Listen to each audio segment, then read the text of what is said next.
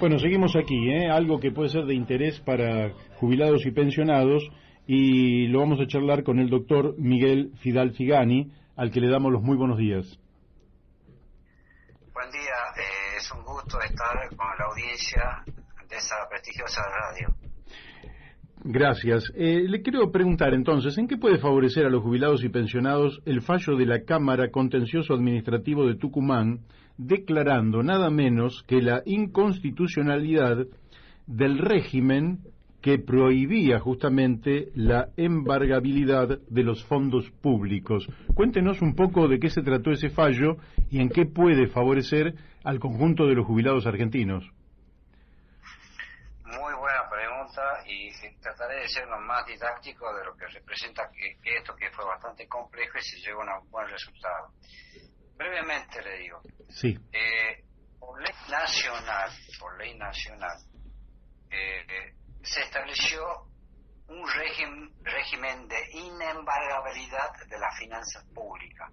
O sea que crearon un cinturón, el gobierno nacional, a través de esta ley, de lo cual se adhirieron todas las provincias, obviamente, para que cuando llegue la etapa que tenga, así se chupó, 10 años de juicio, 8, 7, y hay que ejecutar porque le dice, bueno, vaya, haga 10.000 papeles, y hasta eso pasa un año, 2, y las personas, son todas personas jubiladas o pensionadas, que obviamente en su edad o fallecen, en fin, el tema es no pagar. Frente a esa realidad que hizo el gobierno nacional a través de su ley, de un cúmulo de leyes que yo se lo pasé y se lo puedo volver a pasar de nuevo, está chocando, está vulnerando la Constitución Nacional, la Constitución en el caso de Tucumán provincial, pero sobre todo es importante tenerlo en cuenta la Convención Interamericana sobre Protección de los Derechos Humanos de las Personas Mayores, que tiene raigambre constitucional en la República Argentina como Estado parte, y tiene la obligación de cumplirla, no solo porque está establecida en el último párrafo del artículo 75, inciso 22, sino por algo más, que el 31, repito la fecha, 31 del 5 del 2017, ha sido ratificada por ley del Congreso, o sea, que ha pasado a ser derecho interno.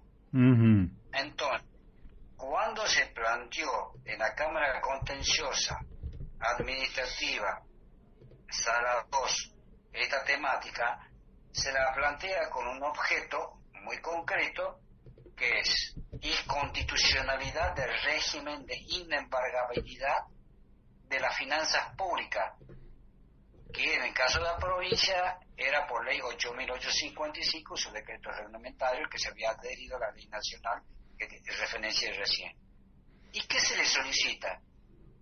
Que se declare inconstitucionalidad, pero inmediatamente, una vez que se caiga esa ley por inconstitucional, se produzca el embargo, porque si no, está bien, la declaramos inconstitucional, pero ¿qué está persiguiendo la persona que necesita para ayer tener el dinero y que se le pague? El embargo, que lógicamente al declarar inconstitucional, el embargo pasa a ser procedente. Claro. Entonces se hizo los pasos correspondientes y se estableció embargo sobre las cuentas y valores de fondo y finanzas, recursos públicos del gobierno de la provincia de Tucumán, y se hizo efectivo en el grupo macro, que lo debe conocer, de Tucumán, y bueno, se hizo efectivo, y no ha sido un caso lírico, directamente se cumplió el Estado de Derecho, y para mí es una alegría personal, porque no es por el caso que bueno de este cliente y del grupo de gente que se salió en defensa, sino que esto lo va a beneficiar, y eso fue a la pregunta suya, a todos. ¿Por qué? Porque se sienta jurisprudencia fundamental para ser citada inclusive a nivel cada provincia puede hacer exactamente lo mismo y se produce ese efecto dominó. Claro. Y obviamente si los jubilados y pensionados se organizan, se puede invocar todo esto, digamos, fáctico como jurídico, y pedir que se pida al gobierno nacional que por decreto el 82% móvil lo beneficie. Supongamos que no quiere hacer el Ejecutivo, por ley nacional se puede ponerlo, digamos, presentarlo para que se trate con carácter de pronto despacho en la legislatura y saque una ley donde no se vea obligado el pensionado, el jubilado, el pensionado, a tener que aguantar todo un juicio para que realmente pueda cobrarlo. No sé si fui claro. Creo que sí. Yo creo que hay una tendencia a justamente a ajustar por el lado de los jubilados y pensionados, violando derechos que le corresponden y básicamente intentando desalentar al jubilado o pensionado en iniciar una acción judicial, como planteándole que, bueno, es un camino inconducente y que por tanto lo desestime y se conforme con esta violación sistémica de sus derechos. Creo que lo que usted nos está diciendo es que esto no es así, que efectivamente hoy se puede reclamar y que ya el Estado no resulta inembargable, sino que se puede ir contra los recursos del Estado para que se cumplan dichos derechos. ¿Es correcta mi interpretación? Es correctísima lo que usted dice. Sería fantástico que esto se viralizara, así como se viralizan cosas que son intrascendentes. Esto es muy trascendente para aquellos jubilados, aquellos pensionados y aquellos que vamos a ir todos a jubilarnos, porque aquellos que trabajamos, aportamos, realmente tengamos esa jubilación. Y jubilación significa jubileo, y ese 82% sea para todos y sea primicia, y que no lo estén usando ahora como campaña política frente a las elecciones. Claro. Le pregunto porque en general el poder político habla de justamente las cuentas públicas siempre en situación deficitaria, ¿verdad? Lógicamente que quizás esto se da más en el orden nacional y en alguna provincia en particular, y hay otras provincias que son superavitarias. Pero cuando uno de los niveles del Estado está en situación deficitaria, es decir, de manifiesta insolvencia, ¿igual se puede avanzar con la embargabilidad? Por supuesto. Aparte, habría que preguntarle, no nos olvidemos de algo. Diferenciemos bien Estado de gobierno. El Estado, cuando hablamos de Estado, estamos hablando de población, de territorio en el sistema de gobierno, en este caso, el sistema que tenemos republicano. Bien, que cuando hablamos de gobierno, el gobierno tiene la obligación de administrar 4 años, para eso han sido elegidos, y el soberano es el pueblo. El soberano es el pueblo, por lo cuanto debe velar por el bien común. Y esa franja de jubilados, venimos gobierno tras gobierno, siempre postergando y usándolo de esa manera. Si cuando se aprueba el presupuesto no se contempla eso que por ley le corresponde, más por un tratado internacional, más ha sido ratificado, entonces están directamente, es inconstitucional. Y por supuesto eso fue todo un trabajo que acá lo entendió la Cámara Contenciosa, tanto el fiscal como la Cámara, que es viable, y eso lo debería hacer cada provincia.